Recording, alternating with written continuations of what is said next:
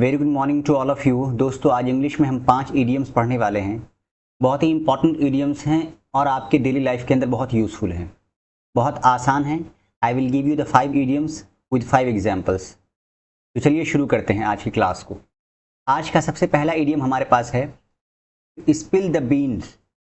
तो spill the beans का मतलब होता है टू रिवील ए सीक्रेट, एक राज को वाज़ेह कर देना, एक राज को खोल देना, और सम इम्पॉर्टेंट इन्फॉर्मेशन या कोई बहुत ही ख़ास बात को, इन्फॉर्मेशन को यूजुअली बाय मिस्टेक, जो आमतौर से गलती से होता है, और विदाउट परमिशन या बगैर इजाज़त के। हिंदी में हम कह सकते हैं क्योंकि राज फाश कर देना। तो स्पिल द बीन्स का मतलब होता है राज फाश कर देना। एग्जाम्पल क्या होगा इसका? तो स्पिल द बीन्स का एग्जाम्पल देखिए। शी वॉज सो एक्साइटेड, वो इतनी ज़्यादा उत्सुक थी, एक्साइटेड थी अबाउट हर इंगेजमेंट, अपनी मंगनी के बारे में, इंगेजमेंट के बारे में, that she spill the beans. ये हमारा है ईडियम जिसको हमने इस्तेमाल किया है कि उसने राज फाश कर दिया। किस चीज़ के राज को फाश कर दिया? अपने मंगनी के राज को फाश कर दिया। टू एवरीवन, हर किसी से, बिफोर द ऑफिशियल अनाउंसमेंट, शादी के ऑफिशियल अनाउंसमेंट होने से पहले, यानी दोनों फैमिली के जाने, दोनों फैमिली के एग्रीमेंट के बाद असल में ऑफिशियल अनाउंसमेंट होता है, लेकिन उससे पहले ही उसने सबको बता दिया। ठीक हो गई बात? तो इसका मतलब होता है टू स्पिल द बीन्स का मतलब होता है, टू स्पिल द बीन्स का मतलब होता है किसी राज को फाश कर देना। आप इसको अपने एग्जाम्पल के अंदर यूज़ कर सकते हैं, आप इसको अपने डेली कॉन्वर्जेशन के अंदर इस्तेमाल कर सकते हैं। दूसरा ईडियम हमारे पास है, वो है to hit the books. To hit the books मतलब होता है टू स्टडी हार्ड, बहुत मेहनत करना, स्पेशली फॉर एन एग्जाम और टेस्ट, किसी एग्ज़ाम के लिए या टेस्ट के लिए। हिंदी में हम कह सकते हैं किताबों में घुसे रहना, पढ़ाई में लगे रहना, यानी मेहनत करना। एग्जाम्पल देखिए, he has a big exam tomorrow, उसका कल एक बड़ा एग्ज़ाम है, एक बड़ा इम्तिहान है। तो he is hitting the books all night, वो तमाम रातें जो है वो क्या कर रहा है? वो किताबों में घुसा हुआ है।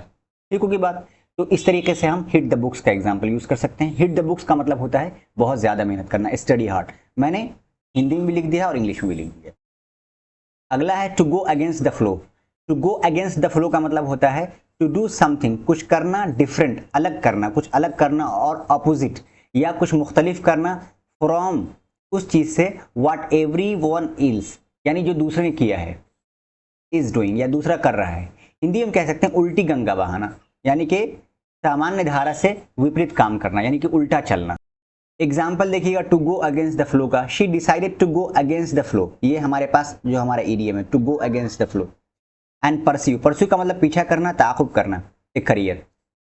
क्या मतलब? She decided to go against and pursue a career, उसने अपने करियर को परस्यू करने के बजाय उल्टी गंगा बहा। किस चीज़ में? इन म्यूजिक, म्यूजिक के अंदर, इंस्टेड ऑफ इंजीनियरिंग, यानी इंजीनियरिंग करने के बजाय उसने क्या किया?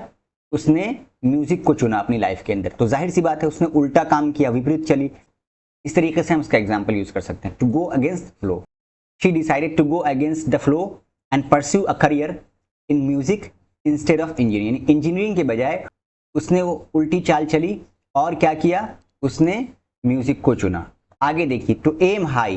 टू एम हाई का मतलब होता है टू हैव एम्बिशियस गोल्स और एस्पिरेशंस, कोई बड़ी ख्वाहिश रखना, ऊंचे मकाम की चाह रखना। हिंदी में हम कह सकते हैं आसमान से बातें करना, ऊंचे मकाम की ख्वाहिश रखना, चाह रखना। To go against high.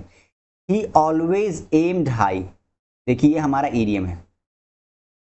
And wanted to be successful entrepreneur, देखिए कहना ही चाह रहा है कि वो हमेशा ऊंची मकाम रखा, उसने बचपन से उसकी एक बड़ी ख्वाहिश थी, हमेशा वो आसमानों से बात करना चाहता था। और एग्जाम्पल क्या है? ही ऑलवेज एम्ड हाई।